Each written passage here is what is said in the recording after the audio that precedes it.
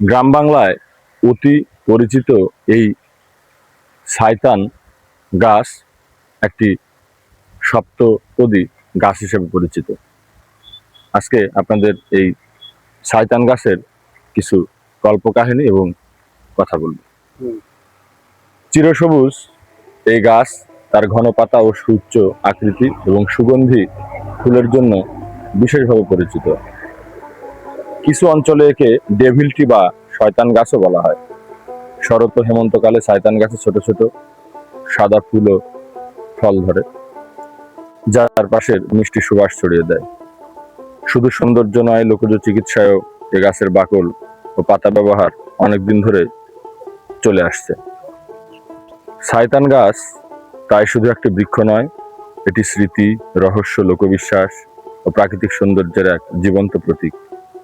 তার শিকড় মাটির গভীরে যেমন প্রেথিত, তেমনি তার গল্প প্রজন্মের পর প্রজন্ম মানুষের হৃদয়ে গাঁথা।